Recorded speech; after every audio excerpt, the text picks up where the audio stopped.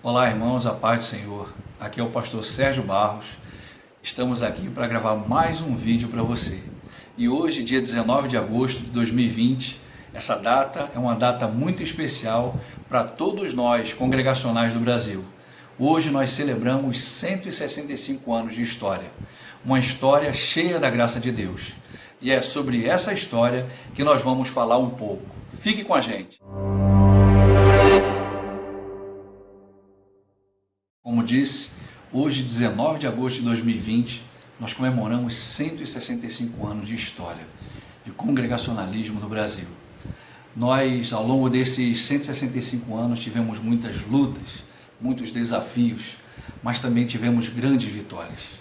E a todo tempo, ao longo dessa história, nós podemos ver a boa mão do Senhor sustentando e nos conduzindo no caminho dele. E louvado seja o nome do Senhor, porque até aqui ele nos sustentou. E hoje, por dever de justiça, nós vamos rememorar um pouco dessa maravilhosa história de 165 anos, que começa com um homem de Deus, chamado pelo Senhor, Dr. Robert Reid Calley. E nós vamos falar um pouco acerca da história desse grande homem de Deus. Dr. Calley, como era conhecido, nasceu em 8 de setembro de 1808, em Monmouth, Flórida, nos arredores de Glasgow, na Escócia, de uma família de origem da Igreja Nacional da Escócia, onde Calley foi batizado com apenas 38 dias de vida. Seu pai faleceu quando Calley ainda tinha 10 meses e a sua mãe faleceu quando Calley tinha apenas 6 anos de idade. Calley, durante toda a sua adolescência e juventude, ele se considerava um ateu, estava afastado dos caminhos do Senhor. Mas desde cedo, o Senhor havia preparado uma história, tinha um grande propósito para ele. Calley era amante das festas e dos prazeres mundanos, e também foi um brilhante estudante, e com apenas 16 anos, Calley ingressou na Universidade de Medicina e Cirurgia, e aos 18 anos era farmacêutico. Com 20 anos de idade, em 1829, Calley concluiu o curso de farmácia e cirurgia na Faculdade de Medicina e Cirurgia de Glasgow, na Escócia.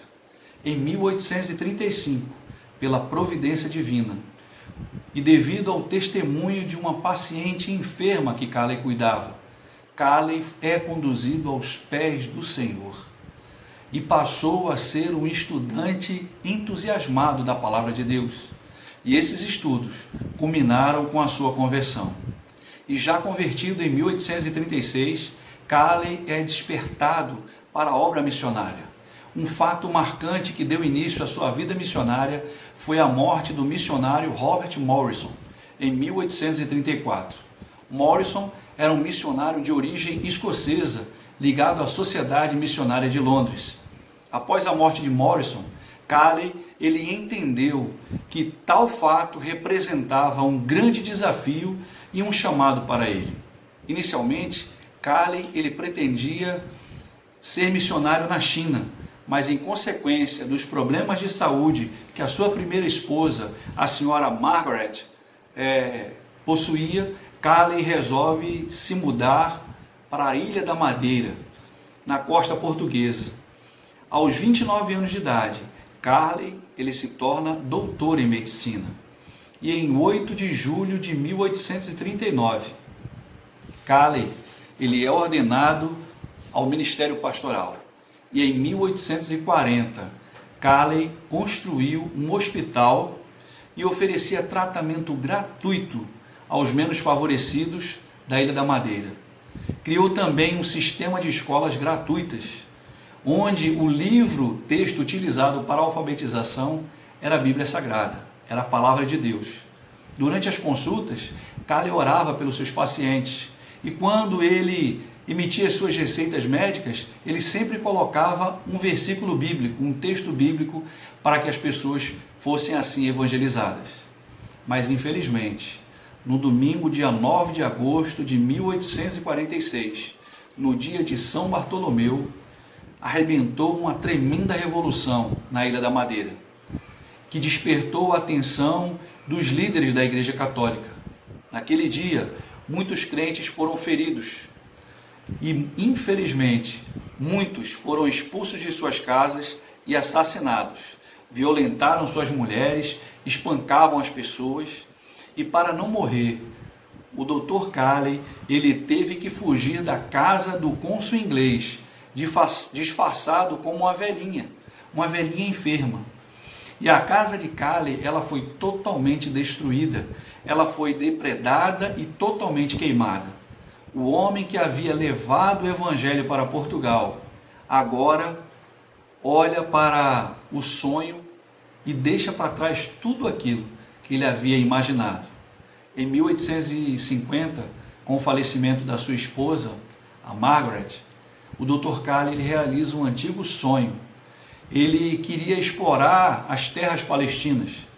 E nesse momento em que ele vai até a Palestina, em 1852, em Beirute, Calley ele conhece Sarah Poulton Wilson, que se tornaria a sua esposa, pois Calley, na condição de viúvo, conhece a Sarah e os dois se casam. E Sarah era uma jovem congregacional da igreja de Torquay, uma cidade britânica, e ela se tornou a sua esposa, e a Sarah, ela também compartilhava da visão missionária de Calley. A Sarah, além de ter esse espírito missionário, ela também era uma hábil poetisa e uma excelente musicista.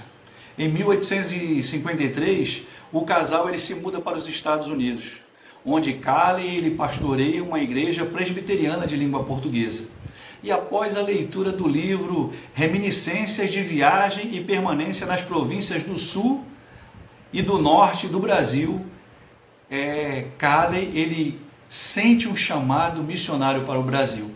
Após ler esse livro de Daniel Parish, Calley ele sente o chamado para vir para o Brasil. E o casal Calley vem nessa empreitada missionária para cá, para as nossas terras. E em 10 de maio de 1855, o casal Calley aporta no Rio de Janeiro. E em 7 de junho de 1855, eles saem da cidade do Rio de Janeiro e vão morar em Petrópolis. E lá em Petrópolis, no dia 19 de agosto de 1855, o casal Calley realiza a primeira escola dominical em solo brasileiro. Essa data ela se tornou um marco do início da escola dominical no Brasil. E também essa data é a data em que celebramos hoje, dia 19 de agosto de 2020, 165 anos de história de congregacionalismo no Brasil. A nossa denominação ela foi a primeira a pregar o evangelho em língua portuguesa. E nesse dia 19 de agosto de 1855, a dona Sara, ela dá uma aula de escola dominical para 5 crianças, onde ela conta a história do profeta Jonas. E essa se torna um marco em nossa história. E hoje, mais uma vez, nós celebramos esses 165 anos dessa história cheia da graça de Deus.